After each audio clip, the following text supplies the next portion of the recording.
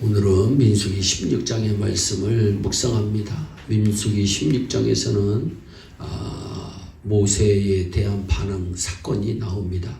그 대표자가 고라이기 때문에 이 사건을 고라이의 사건이라고 말합니다. 사실 고라이의 사건은 그저 지나간 옛날 일만은 아닙니다. 오늘날도 하나님의 교회가 이런 위험성을 언제나 안고 있기 때문에 우리는 고라 사건을 통해서 교훈을 받아야 합니다.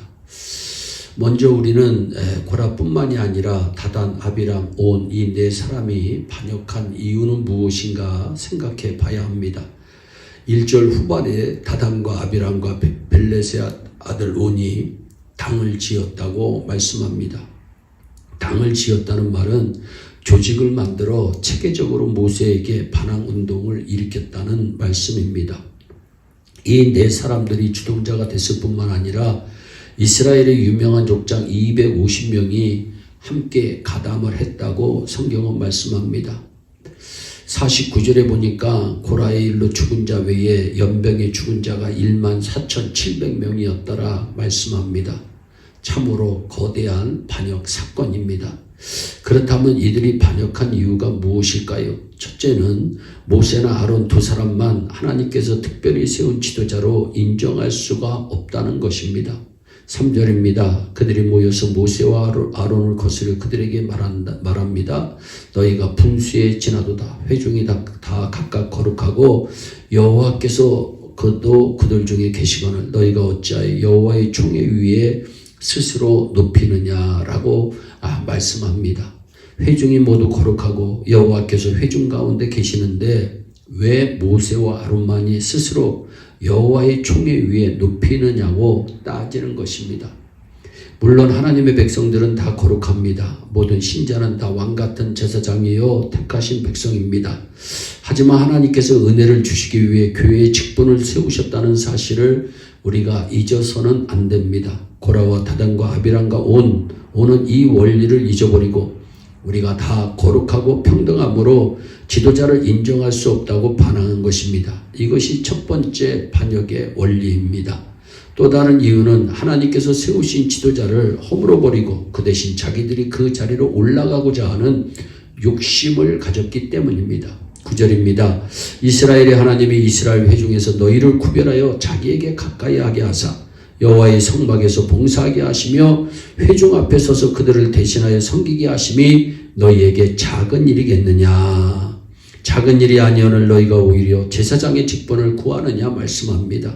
무슨 말씀입니까? 고라와 다단과 아비람과 온은 제사장의 직분을 구했습니다. 고라는 하나님께서 고라 자손들에게 주신 성물 운반하는 사명을 작은 일로 여겼기 때문입니다. 그래서 그들은 제사장 직분을 구한 것입니다. 멋있어 보였기 때문입니다. 그렇다면 다단과 아비람과 온은 왜 제사장 직분을 구했을까요? 이들은 루벤 지파 사람들인데 루벤은 야곱의 12아들 중 장자입니다. 그런데 이분이 아주 나쁜 짓을 저질렀습니다. 자신의 소물을 범하여 자기 아버지의 침상을 더럽혔기 때문입니다. 이 때문에 야곱이 루벤의 장자 특권을 뺏어버립니다.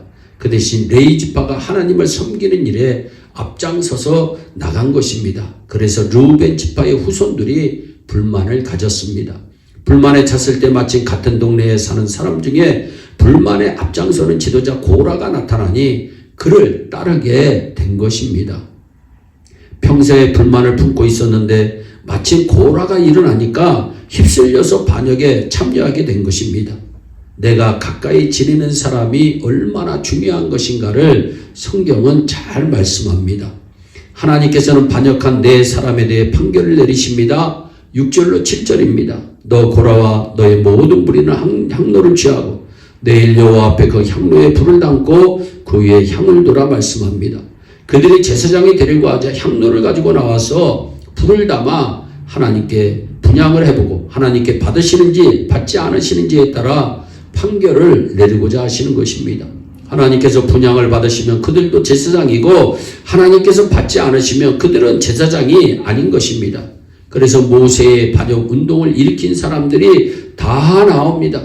16장 19절로부터 21절에 고라가 온 회중을 회막문에 모아놓고 그 두 사람을 대적하려 하며 여호와의 영광이 온 회중에게 나타났다고 성경은 말씀합니다. 그러면서 여호와께서 모세와 아론에게 말합니다. 너희는 이 회중에게서 떠나라. 내가 순식간에 그들을 멸하려 하노라.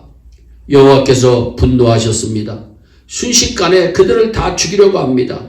이때 모세가 뭐라고 말합니까? 하나님 그러실 줄 알았습니다. 하나님 한번 시원하게 좀 처리해 주세요 라고 말하지 않았습니다. 오히려 모세는 엎드립니다. 온유하고 침착하게 22절에 말씀합니다. 하나님이여 모든 육체의 생명이 하나님이여 한 사람이 범죄하였거늘 온 회중에게 진노하시나이까. 모세는 고라 한 사람만을 범죄한 사람이라고 지칭하면서 다른 사람들을 살리고자 합니다. 한 사람이 범죄하였거늘 온 회중을 다 멸하려 하십니까? 하나님 그렇게 하지 마세요. 하나님께서는 이러한 모세의 중보기도를 받아들이셔서 마지막으로 또 기회를 주십니다. 하나님은 은혜의 하나님이십니다. 멸망에 처할 사람에게도 하나님은 마지막 기회를 주시는 분이십니다. 23절에 회중에게 명하여 이르기를 너희는 고라와 다단과 아비람의 장막 서편에서 떠나게 하라고 말씀합니다. 그럼에도 불구하고 남은 사람들이 있습니다. 바로 고라와 다단과 아비람과 온의 가족들입니다. 이들은 장막의 땅밑이 꺼질 때 땅속으로 모두 생매장되어 죽고 맙니다.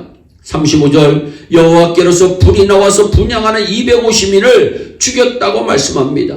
백성들은 그날에는 모세의 말을 듣고 고라의 장막을 떠나서 일단 살아납니다. 그런데 보세요. 사람의 마음이 간사합니다. 이 사람들이 다음날 일어나서 또 모세와 아론을 원망하기 시작합니다. 41절입니다. 이튿날 이스라엘 자손의 온 회중이 모세와 아론을 원망하여 말합니다. 너희가 여호와의 백성을 죽였도다. 모세와 아론이 그들을 죽였습니까? 모세 아론은 살려달라고 하나님께 중보기도 하신 분들입니다. 그럼에도 불구하고 그들의 죄로 말미암아 심판받아 죽었던 것입니다. 그런데도 이 회중들은 또 불평하고 원망하며 너희가 여호와 백성을 죽였도다 라고 말하며 반역을 저지릅니다. 그러니까 하나님께서는 이 백성 더 이상 놔두면 안 되겠다고 결심하시고 결국 연병을 쳐서 14,700명만 죽이고 멈추게 되었다는 내용이 고라 반역 사건의 결론입니다. 우리가 민수기 16장을 보게 되면 반역에 대한 하나님의 심판이 얼마나 무서운 것인지 잘 알 수가 있습니다. 여러분 모두가 일평생 하나님의 진노는 조금도 보지 마시고 오로지 하나님의 사랑과 하나님의 영광만을 보시는 복된 일생이 되시기를 주 예수 그리스도의 이름으로 축원합니다. 기도하겠습니다. 사랑의 하나님 참 감사합니다. 오늘도 생명의 말씀, 은혜의 말씀, 능력의 말씀, 복된 말씀을 허락하여 주심을 감사합니다. 하나님 고라 반역 사건을 통해서 많은 것을 배우고 교훈받게 하여 주심을 감사합니다. 늘 겸손히 주님만을 바라보면서 천성을 향하여 나아가는 하나님의 귀한 백성들이 다 되게 하여 주시고 하나님의 진노를 받지 않게 하여 주시고 하나님의 축복을 누리는 자들 될 수 있도록 은총을 베풀어 주시옵소서. 감사하고 예수님의 이름으로 기도하옵나이다. 아멘.